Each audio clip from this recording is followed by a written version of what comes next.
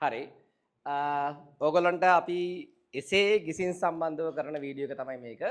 මේකත් අර වගේම කියන්න තියෙන්නේ මේක විතර බලලා යන්න එපා. දැන් කොහොමත් ඕගොල්ලෝ ගොඩක් දේවල් බලලා තියෙන නිසා මේ අන්තිම මොහොතේ වැඩිපුර එන්න තියෙන chance එකක් තියෙන එක තමයි අපි කියන්නේ. හරිද? ඒක වැඩිපුර එන්න තියෙන chance සමහර දේවල් මම මේ ප්‍රශ්න යන ගමන් කියන්නම්. ඒතර අවසර දවස්වල අපි ප්‍රශ්න සාකච්ඡා කරද්දී ළමයි මේවා මේන් කරන් කරා. ඕගොල්ලෝ දන්නේ නැතිවට ඒවා මේන් කරන් තමයි කරලා තියෙන්නේ. ඔයාලා කියලා නැහැ. හරිද? ඕගොල්ලෝ දන්නේ නැතිවට මේවා අපි පොතක තිබ්බා. හරිද? එහෙම ලියාගෙන තියාගෙන තිබ්බා. එහෙම මේ එකක් දෙයක් අඩු වැඩි වෙලා ඇති. හරිද? හරි. එතකොට ගිය අවුරුද්දෙත් අපි කීපුවා සෑහෙන මේක නම් ඊටම 90ක් විතර එයි. ඒ නිසා ඒක අර ඒ ලෙවල් එකෙන් බලන්න මේ පස්වෙනි ගාන යාන්ත්‍ර විද්‍යාව ගාන ගත්තොත් එහෙම දරුවනේ අපිට යාන්ත්‍ර විද්‍යාව තරල ගති විද්‍යාවයි කියලා තමයි මට නම් හිතෙන්නේ මේ අවුරුද්දේ විශේෂයෙන්. ඒකට හේතුව ගිය අවුරුදු දෙකේම භ්‍රමණ චලිතය තිබ්බා. මා තිබේ භ්‍රමණ චලිතය තිබ්බා. හරිද? හැබැයි අර ඒගොල්ලෝ ආසයි භ්‍රමණ චලිතයට එන්න. ඒක නිකන් අර පොඩ්ඩක් තද කෑල්ලනේ. හරිද? එතකොට තරල ගති විද්‍යාවයි කියලා තමයි මගේ ප්‍රබල ගෙසින් එක. ඒ කියන්නේ බොහෝ දුරට පේපර් එක ගත්ත ගමන් තරල ගති විද්‍යාව ගන්නත් තමයි chance එක මාර විදිහට වැඩි. හරිද? එතකොට මේ එහෙම නැති වුණොත් ඕක ශක්ති සංසිතිය පැත්තට ගානක් යයි. එහෙම ගියොත් බොහෝ දුරට ඒ ගානේ අස්සේ කොහේ හරි භ්‍රමණ චලිතය කැලලක් තියෙනවා. එහෙම ගියොත් ඒ ගාන අස්සේ අනිවාර්යයෙන්ම භ්‍රමණ චලිතය කැලලක් ෂුවර් එකටම තියෙනවා. පැහැදිලිද? එහෙම නැති වුණොත් අර 2020 වගේ නිකන් නිව්ටන් නියම වගේ තියෙන ගානක් එන්නත් ඉඩ තියෙනවා. නමුත් වැඩිපුර chance එක තියෙන්නේ තරල ගති විද්‍යාවට. එහෙම නැත්නම් ශක්ති සංසිතියට. වැඩිපුර ඒවා දැන් මේ වෙලාවේ මුකුත්ම දන්නේ නැත්නම් තරල ගති විද්‍යාව බලලා යන එක හොඳයි කියලා තමයි මට හිතෙන්නේ. මේ වෙලාවේ. නමුත් ඒවා වැඩිපුර ඔක්කොම ටික බලලා නම් තියෙන මේ වෙලාවේ තරල ගති විද්‍යාව ඒත් බලලා යන්න එහෙම එකක්. උදේට වගේ බලන්න වගේ. හරිද? එතකොට ඊළඟට 6 වෙනි ප්‍රශ්නෙට ආවොත් මේ පාර අපි ගෙස් කරන විදිහට අපි ගෙස් කරා දැන් ගිය අවුරුද්දේ එහෙම අපි ගෙස් කරා මොකද්ද මේ අනුනාද නල ඒව එනවා කිව්වා ෆස්ට් පාර්ට් එකට. සෙකන්ඩ් පාර්ට් එකට එනවා කිව්වේ ආලෝකය. හරිද? එතකොට ගිය අවුරුද්දේ උනේ ආලෝකයේ කාව වැරදුනා. හැබැයි දෝලනා තරංග තිබ්බ රචනා ප්‍රශ්න තිබ්බ අනුනාද නල සම්බන්ධිච්ච කැලේ ටික. ඒ කියන්නේ මේ අවුරුද්දේ අහන්න ඉඩ තියෙන්නේ ප්‍රකාශ උපකරණ ඇස දුරේක්ෂයේ පැත්තට එන්න බල වැඩිපුර chance එක තියෙන ඇසට. ඒකට හේතුව ප්‍රශ්න නිර්මාණය කරන්න ආසයි ඇසින්. ඒගොල්ලෝ ඒකට හින ආසයි. පැහැදිලිද? ඊට පස්සේ එහෙම නැත්තම් තල පෘෂ්ඨයක වර්තනයේ අවදි කෝණේ සම්බන්ධ වෙච්ච කෑල්ලක් එහෙම එන්නත් පුළුවන්. අවදි කෝණේ වගේ සම්බන්ධ වෙච්ච කෑල්ලක් එහෙම ගානේ තියෙයි. බොහෝ දුරට එහෙම එන ගානේ බොහෝ දුරට තියෙයි. එහෙම නැති වුණොත් ප්‍රිස්ම තියෙන්න ඉඩ තියෙනවා. හරිද? ඔය මොකාවත් බොහෝ දුරට අවදි කෝණේ සම්බන්ධ වෙන්න තියෙයි. අවදි කෝණේ සම්බන්ධ කොට හදාගෙන යන්න. අවදි කෝණේ සම්බන්ධ වෙච්ච ගානක් එන්න තමයි chance එක වැඩි. ඇස ආවේ නැත්තම්. හරිද? හරිද? ඊළඟට අපි යනවා 7 වෙනි ප්‍රශ්නෙට. හරිද? 7 වෙනි ප්‍රශ්නේ පුතේ එන්නේ දුෂ්ට්‍රාවිතාවය හරි පුෂ්ටිඝාතතිය හරි බොහෝ දුරට දුෂ්ට්‍රාවිතාවයේ ගාන නිකන් දැක්කහම නිකන් අල්ලන්න හිතෙන්නේ නැති වෙන්න තියෙයි. ඒ කියන්නේ අපි ඉගෙන ගත්ත සමීකරණ වලින් පිට එකක් දාලා ඔය ළඟදී අපි ගානක් හදුවා මට අවුරුද්ද මතක නැහැ. අර නිකන් E වල t බෙදීම ලැම්ඩා වගේ තියෙන ගානක් එහෙම එකක් ඇති. ලැම්ඩා නෙවෙයි මොකක් හරි තිබ්බට ඕද කොහෙද තිබ්බ එකක්. අන්න ඒ වගේ නිකන් එකපාරට හිතා ගන්න බැරි විදිහට වගේ ගාන පටන් ගන්න වගේ තියෙයි. නමුත් ඒ ගාන ලොකු අමාරු වෙන්නේ නැහැ. හරිද? එහෙම වුණොත් දුෂ්ට්‍රාවිතාවය එන්නේ එහෙම නැත්තම් පුෂ්ටිඝාතතියව බොහෝ දුරට ඡේද ගානක් ඇවිල්ලා එහෙමයි. මට හිතෙන්නේ පුතේ මේ පාර බොහෝ දුරට 99%ක්ම chance එක වැඩි මේකට මේක බලලා යන්න විශේෂයෙන් හෙට උදේට. අපි මේ අවසාන මොහොතේ දාන්නේ කලින් ඉඳන් ලෑස්ති නොවී ඉන්න. කලින් දැම්මම ඔබ මේ ටික විතරනේ බලන්නේ. මේ අවසාන මොහොතේ දාහනේ වරදින්නත් පුළුවන්. ඒ නිසා තමයි මෙහෙම දාන්නේ. හරිද? එතකොට 8 වෙනි ගාන ගත්තොත් එහෙම විද්‍යුත් ශේෂ්ත්‍ර චුම්බක ශේෂ්ත්‍ර කියන දෙකෙන් තමයි එන්න ඉඩ තියෙන්නේ. ඒ දෙකෙන් තමයි කොහොමද එන්නේ. එතකොට ඒක ගැන හිතුවොත් එහෙම විද්‍යුත් ශේෂ්ත්‍ර වලට මාර chance එක වැඩි. හැබැයි ළමයි A level ළමයිට වැඩිපුරම එන්නේ චුම්බක ශේෂ්ත්‍ර මෙතෙක් කාලයකට. ඒ කියන්නේ ප්‍රමාණාත්මකව කවුන්ට් කරොත් එහෙම වැඩිපුර ප්‍රශ්න ඇවිල්ලා තියෙන්නේ චුම්බක ශේෂ්ත්‍ර වලින්. ඒ නිසා අර චුම්බක ශේෂ්ත්‍ර පොඩි බලපෑමක් තියෙනවා. නමුත් අර කාලෙකින් අහලා අඩු නිසා විද්‍යුත් ශේෂ්ත්‍ර පැත්තට තමයි බර වැඩි. අවුරුද්ද විද්‍යුත් ශේෂ්ත්‍ර පැත්තට තමයි බර වැඩි වෙලා තියෙන්නේ. එතකොට ඕක තමයි ඒකේ කියන්න තියෙන කතාව. එතකොට චුම්බක ශේෂ්ත්‍ර ආවොත් බැරි වෙලා හරි ප්‍රේරණය සම්බන්ධ වෙච්ච කැලරි ටිකක් තියෙයි. මම තියෙන්නේ ප්‍රේරණය සම්බන්ධ වෙච්ච කැලරි ටිකක් තියෙන chance එක මාර විදිහට වැඩි. හරිද? එතකොට ඕක තමයි තියෙන්නේ මේකට ප්‍රේරණය බැරි වෙලා හරි ආවේ නැත්තම් පුතේ ධාරා විද්‍යුත් ගානට ප්‍රේරණය කැලලක් තියෙන විදිහ තියෙනවා. ඔය දෙක මාරුලා තියෙන්නත් පුළුවන්.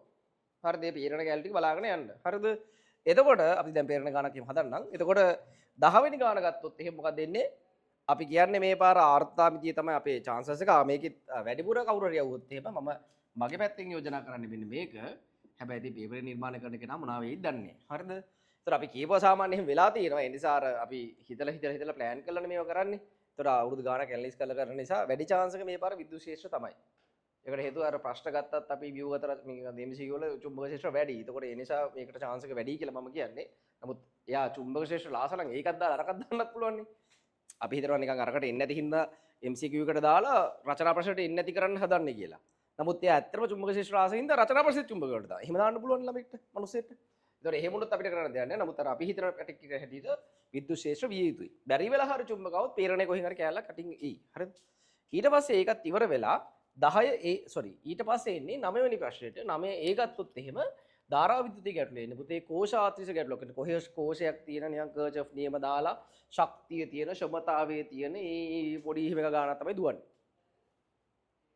හරිද? එහෙම ගානක් තමයි මේකට එන්නේ. හරිද? එහෙම නැති වුණොත් පුතේ කාලෙකින් අහලා නැහැ ඔය ගැල්වනෝමීටරය ඇමීටරයක් බවට පත්වීම, වෝල්ට්මීටරයක් බවට පත් කිරීම, උපපරිපත කිරීම කැලක් කරේ. එහෙම ගානක් එන්නත් පුළුවන්. අපි පන්ති හදලා තියෙන ඒවා බලන්න ගිහිල්ලා. එහෙම ගානක් එන්නත් පුළුවන්. එහෙම ගානක් આવුත් ලේසි වැඩේ. නැත්තම් අර ඉතින් කෝෂ සම්බන්ධ වෙලා තියෙන ශක්තිය ක්ෂමතාවයේ තියෙන කර්චොෆ් නියම තියෙන තද ගානක් එන්නත් පුළුවන් ඉතින්. එහෙම තියෙන ගානක් එන්නත් පුළුවන්. හරිද? එතකොට සාමාන්‍යයෙන් 10 9 වෙනි ගාන ගත්තොත් එහෙම බොහෝ දුරට 99%ක් දැන් මේකේ නම් මේක ඔක්කොම තියෙන ගානක් බොහෝ දුරට එන්නේ එකක් විතරක් කැටි කරන්න බෑ. මේකට આવොත් එහෙම ළමයි තාර්කික ద్వාර මගේ හිතේ තියෙන තාර්කික ద్వාර එනවාමයි කියන්නේ. මගේ හිතේ තියෙන විභාගෙට එන්න තියෙන්න පුළුවන්. මං කියන අපි තාම ගෙස් කරන විදිහට ඒ කියන්නේ තාර්කික ద్వාර තමයි එන්න පුළුවන්. හරිද? එහෙම නිකන් අර වෙන කට්ටිය එහෙම අපි කියනවම එනවා කියලා අමිතර වෙලා නැතුව තියෙන අවස්ථා තියෙනවනේ. එහෙම උණු ළමෙක් ගොඩාක් පැටරෙන හින්දා එහෙම කියන්නේ. නමුත් අපි මේවා මේ හික්තිකම් වචන ලියනවා නෙමෙයි. අවුරුදු ගණනාවක් එක්ස්පීරියන්ස් එකෙන් තමයි මේවා තීරණය කරන්නේ. හරිද? එතකොට එහෙම නැති වුණොත් ඔක ඔප්පෑම් ගානක් වෙයි. දැන් මේක ලියලා නැති වුණත් සමහර විට ගාන ට්‍රාන්සිස්ටර් තියෙන.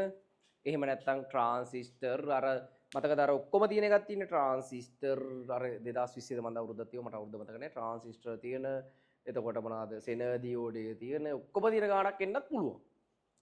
එහෙම ගානක් આવත් මේ මකුල් වැඩ නැහැ. එහෙම තමයි එන්නේ. නමුත් MCQ පේපරේ බලුවම මට හිතෙන්නේ තාර්කික ద్వාර තමයි මේ පාරේ යුත්තේ. මොකද සාමාන්‍ය හැමදාම තාර්කික ద్వාර ගානක් කරා මේ අවුරුදු තිබ්බේ නැහැ.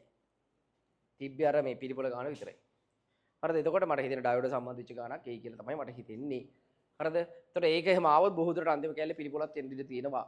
SR පිළිපොළ එහෙම බලාගෙන යන අර වගු අඳින්න දෙයි. ඒ ටිකේ. හරිද? එතකොට 10 ප්‍රශ්නට ආවොත් එහෙම හරිද මේකේ 10 ප්‍රශ්නට આવොත් එහෙම ආර්ථාමිතිය, වායු ප්‍රසාරණය, තාපමිතිය එතකොට ওই ටික තමයි එන්නේ. දැන් මේ වාෂ්ප සාරතාමිතිය කියන අරකමයි. එහෙම වුණාට අර මේ ඩෙල්ටා Q සමානයි ඩෙල්ටා U තර ඩෙල්ටා W ඒ කැලලත් එයි. හරිද? මේ කැලලට ඩෙල්ටා U දන ඩෙල්ටා Q සමානයි ඩෙල්ටා U දන ඒ කැලල තියෙන ගාණක් එයි. එතකොට මේ ඒක පොඩ්ඩක් බලාගෙන යන විශේෂයෙන් එක්කෝ මට මේකෙන් හිතෙන්නේ ආර්ථාමිතිය. එහෙම නැතිනම් මෙන්න මේ කැලේ තමයි වැඩි chance එක තියෙන්නේ. නමුත් වායු ප්‍රසාරණයත් පුළුවන්. අර ප්‍රැක්ටිකල් එකේදී ප්‍රසාරණය සම්බන්ධිත කැලලක් තිබ්බොත් එහෙම එතකොට රචනා ප්‍රශ්නෙට එන්නේ නැති වෙනවා ඒක. දැන් 10 B වලට આવොත් විකිරණයේ ප්‍රශ්නෙන් මේ පාර බොහෝ දුරට පුතේ ප්‍රකාශ විද්‍යුත් ආචරණය තමයි තියෙන්නේ. හරිද? ප්‍රකාශ විද්‍යුත් ආචරණය බොහෝ දුරට තියෙයි මාර chance එකක් තියෙන එකට. හරිද? එහෙම නැති වුණොත් බැරි වෙලා හරි පුතේ මොකද කරන්නේ විකිරණශීලතාවයේ මාත්‍රාව මගුල් ටික තියෙන ටික සාමාන්‍ය ටිකම එයි. එතකොට ඒක ආවෙත් නැත්තම් බැරි වෙලා හරි ගානක් ඉන්නේ නැහැ කියන්නේ. බෑරි ඒකත් ආවෙ නැත්තම් ඔය X කිරණ තියෙන එහෙම නැත්තම් අර මේ දී බ්‍රෝග්ලි තරංගායාමේ තියෙන ඒ જાති ගානක් තියෙන්නත් පුළුවන්. ඔක තමයි අපේ මේ පාර අපි කියන දේ අර අපිට තව පොඩ අඩු කරලා කියනවන්නත් පුළුවන්. එහෙම කිව්වොත් එහෙම අර පොඩි ප්‍රශ්න එන නිසා අපිට කියන්න බෑ. අර තරු දාපුවා තමයි වැඩිපුර chance එක අපේ තියෙන්නේ. අපි නිකන් උදේ කෝල්ලක් දීලා විනාඩි 20ක් විතර තිබ්බොත් මම ওই තරු දාපු ටික බලාගෙන යන්නේ. උදේ කෝල්ලක් වාර විනාඩි 15 වෙනකන් තව තියෙන්නේ. මේ වෙලාවේ මොකද කරන්න වගේ හිතෙනවා නම් තරු දාපු ටික බලලා යන්න. ඒක නෑ. කියන්නේ ඒක සමහරට ඒක බලද්දි ඒකේ කෑල්ලක් අර ගානක මැදක තියෙන්න පුළුවන්. අපි තරු දාන කෑල්ල නැති වුණත් අර ගානේ මැද්ද අරක තියෙනවා. එහෙම තියෙන්න පුළුවන්. ඒ කියන්නේ ඉලෙක්ට්‍රොනික වලින් පටන් ගත්තා චුම්බක ශේෂ්ත්‍ර වලින් පටන් ගන්නත් ගානේදී ඩෙල්ටා W සමානයි Q ඩෙල්ටා V තියෙන්න පුළුවන් මැද. එහෙම අර ගානෙන් පටන් ගත්තා මේක අනිත් පැත්තට එන්න පුළුවන්. ඒක වාසියක් වෙන්නේ නැහැ. නිසා ඔය අද රැයට මේවා විශේෂයෙන් බලලා විභාගයට ලෑස්තිලා යන්න. එහෙනම් මේක ගිය පාර වගේ මේ පාරත් අපි දුන්නා. එහෙනම් ඔයගොල්ලන්ට විභාග ලියන්න ශක්තිය ධෛර්ය වාසනාව ලැබෙන්න කියලා ප්‍රාර්ථනා කරනවා. ආයිබෝවන්.